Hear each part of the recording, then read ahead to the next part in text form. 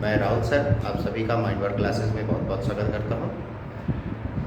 हम लोग पिछले क्लास में पहला चैप्टर हमने फर्स्ट कंप्लीट किया, सेकेंड और थर्ड चैप्टर हम पहले ही कंप्लीट कर चुके हैं। आज हम फोर्थ चैप्टर की स्टार्टिंग करेंगे। फोर्थ चैप्टर है हमारा क्वाड्रेटिक इक्वेशंस। अब हम अभी तक हमने पिछले क्लासेस में भी पढ़ा हुआ है कि what are quadratic equations. Quadratic equations हम जानते हैं ऐसी इक्वेशंस जिनकी डिग्री 2 होती है, उन्हें हम क्वाड्रेटिक इक्वेशन कहते हैं। जैसे अगर मैं एग्जांपल लेता हूँ 2x square plus 3x plus 5 equal to 0।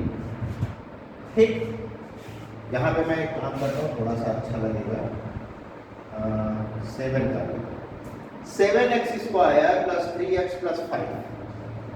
तो यहाँ पे देखिए x की मैक्सिमम पावर 2 है, फिर 1 है, फिर यहाँ पे 0 हो गया, तो मैक्सिमम पावर कितनी है? 2 है। तो हमारी degree of this polynomial is 2। सो इस इक्वेशन को हम क्या कहेंगे? Quadratic equation. ठीक है, हम इसको क्वाड्रेटिक इक्वेशन करें। ये चीज हम पिछली क्लासेस में भी पढ़ चुके हैं। अब हम जो हमारा एक्सरसाइज में आते हैं, थोड़ा सा एक चीज बस हमको जानना है यहाँ पे कि what is standard form of a quadratic equation. हमारी कोई क्वाड्रेटिक इक्वेशन है तो उसका स्टैंडर्ड फॉर्म क्या होता है? तो हमारा क्वाड्रेटिक इक्वेशन का स्टैंडर्ड फॉर्म होता है ax square plus bx plus c is equal to 0। ये हमारा है स्टैंडर्ड फॉर्म ऑफ क्वाड्रेटिक। ठीक है, standard form of quadratic equation क्या है? ax square plus bx plus c is equal to 0। यहाँ पे a हमारा क्या है? x स्क्वायर का कोफिशिएंट है, b क्या है? x का कोफिशिएंट है, c क्या है?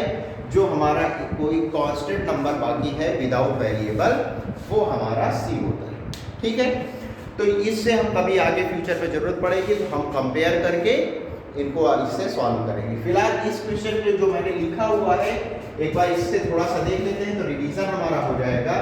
तो अगर इन दोनों इक्वेशंस को हम कंपेयर करते हैं तो x स्क्वायर ये है, x स्क्वायर ये है, अगर इन दोनों कंपेयर करें तो a इक्वल टू 7 आया इस इक्वेशन के लिए, b इक्वल टू 3 आया और c इक्वल टू 5 आया।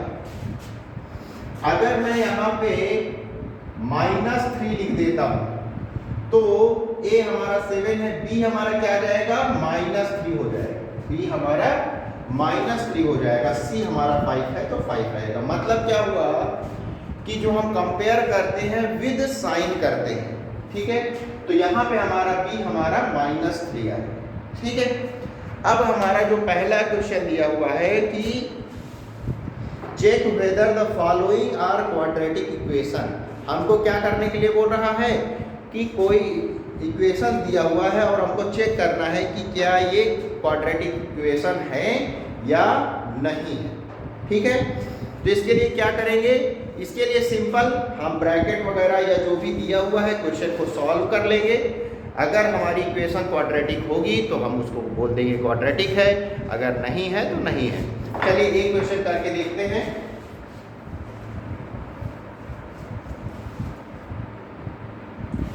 फर्स्ट क्वेश्चन का फर्स्ट पार्ट है x plus 1 whole square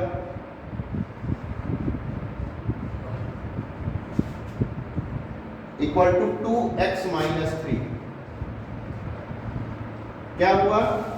x square plus 1 plus 2x, हमने a प्लस b का होल स्क्वायर का फॉर्मूला लगा दिया, a square plus b square plus 2ab, तो हमारा ये आ जाएगा x square plus 1 plus 2x। यहाँ पे इसका हम 2 अंदर मल्टीप्लाई कर देंगे तो 2x माइनस 6। इन दोनों टर्म्स को इधर उठा के ले आएंगे, x square plus 1 plus 2x minus 2x plus 6 equal to 0।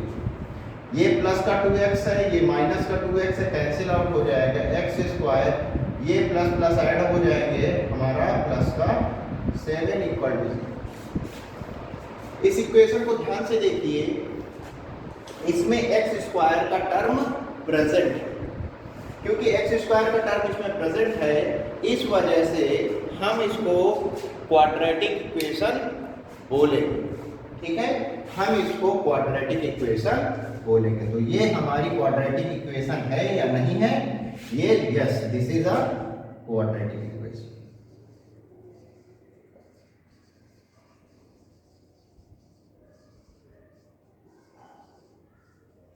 Okay, तो this is a quadratic equation. इसी तरह से हम क्वेश्चन नंबर फर्स्ट हम पूरा कर लेंगे। आई होप कि सिंपल चीज है, आप लोग आसानी से कर लेंगे। आते हैं क्वेश्चन नंबर सेकंड पे। ये हमारा कुछ वर्ड प्रॉब्लम्स दिए हुए हैं और उनको बोला हुआ है कि आपको क्वाड्रेटिक इक्वेशन हमको फॉर्म करनी है वर्ड प्रॉब्लम्स के थ्रू। चलिए ट्राई करते हैं इनको सॉल्व करने का।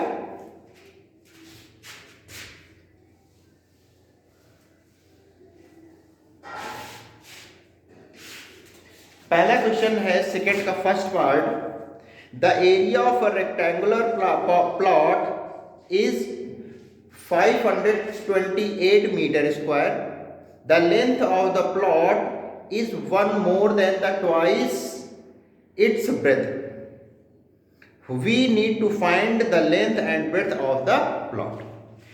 क्या कह रहा है? क्वेश्चन को ध्यान से पढ़ेंगे, समझ में आएगा हमारा। क्वेश्चन सेकेंड का फर्स्ट पार्ट क्या कह रहा है कि कोई प्लॉट है जिसका एरिया हमको दिया हुआ है 528 metre square.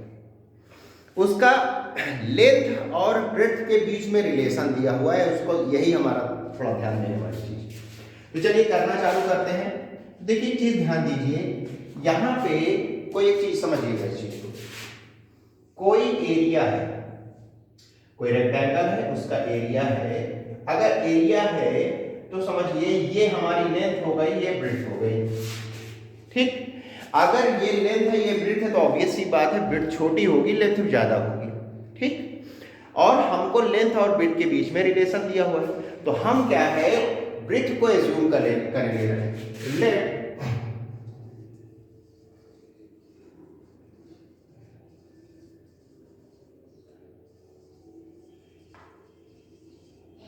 breadth of the rectangle is equal to x metre. हमारा क्या है? breadth of the rectangle is x metre. ठीक है, अगर breadth हमारा x मीटर है तो अब फर्स्ट केस देखते हैं।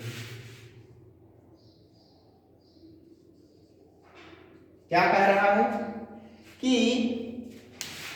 the length of the plot is one more than twice its breadth। समझिएगा, लेंथ जो है वो ब्रेड्थ का ट्वाइस का से एक ज्यादा है। सो ध्यान से समझिए, ब्रेड्थ हमारा क्या होता है? b। तो जो लेंथ है l जो है वो ब्रेड्थ के ट्वाइस का से एक और ज्यादा है। समझिए, एक काम करते हैं। हाँ,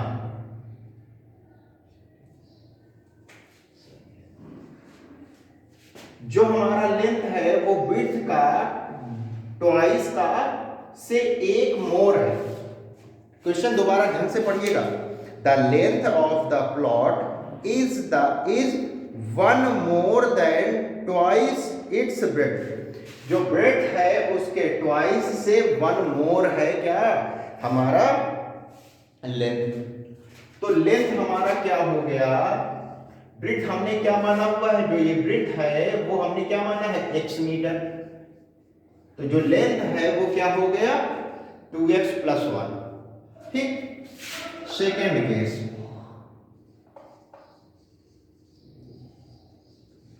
area of rectangle. Area of rectangle क्या होता है? L × B। एल हमारा कितना है 2x प्लस 1 और ब्रेड्थ बी हमारा कितना है x। ठीक है, और हमको पहले ही दिया गया है एरिया ऑफ द रेक्टेंगल है आपका 528।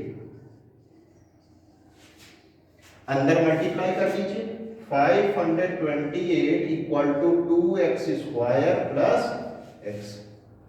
इसको इधर ले आएंगे तो 2x square plus x minus 528 equal to,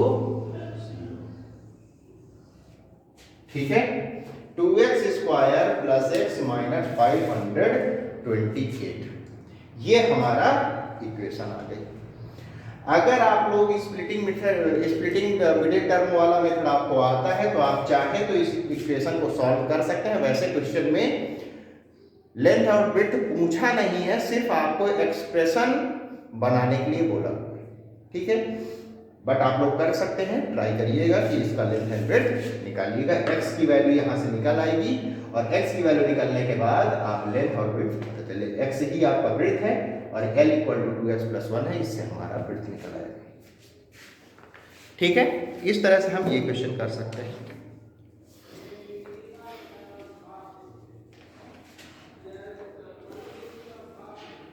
इसी तरह से सेकंड क्वेश्चन है, बहुत सिंपल सा है। The product of two consecutive positive integers is 306। We need to find the integers. Simple है, फर्स्ट हमारा x मान लीजिए, दूसरा वाला x प्लस 1 हो जाएगा। दोनों का product x into x plus 1 is equal to 306 कर दीजिएगा, सॉल्व कर लेंगे, आ जाएगा। Rohan's mother 26 older than him, the product of their age 3 years from now will be 360. We would like to find the Rohan's present age. चलिए third part देखते हैं इसका, वो थोड़ा सा अच्छा है, आप इसकी स्क्रीनशॉट ले लीजिए।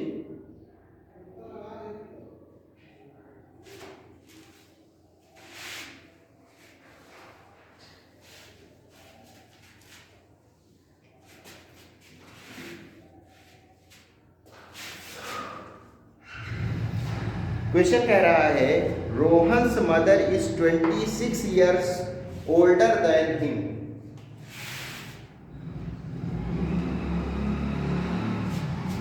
तो हम रोहन की एज एज्यूम कर लेते हैं। Let Rohan's age is x years, okay, implies that Rohan's mother's age is equal to क्या हो जाएगी x प्लस 26 years। भाई क्या है, रोहन की एज कितनी है x और रोहन की मदर की एज कितनी है x से 26 ईयर ज्यादा, रोहन से 26 ईयर ज्यादा, तो x प्लस 26 आ जाएगा। चलिए आगे क्या है, the product of their ages 3 years from now will be 360।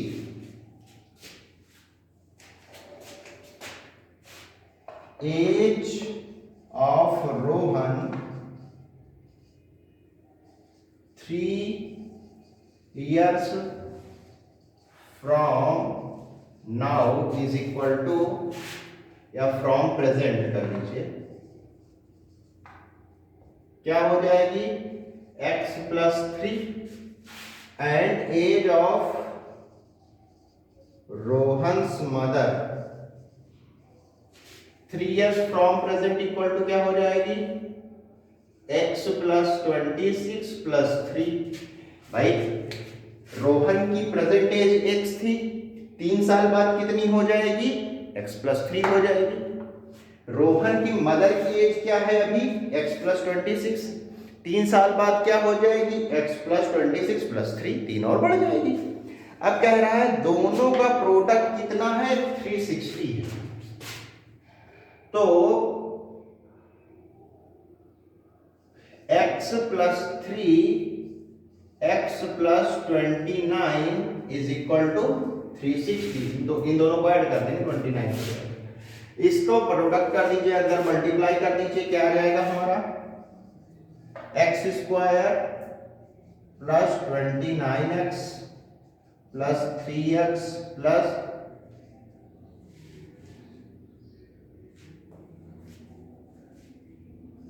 87 equal to 360। X square plus 32x plus 87 minus 360 equal to 0। X square plus 32x minus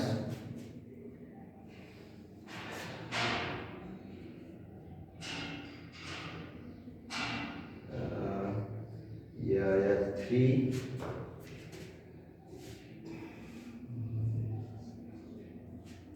7 and 273 equal to 0। ये हमारी equation आ जाएगी। तो रोहन की एज फाइंड करने के लिए ये वाली हमारी इक्वेशन आ जाएगी।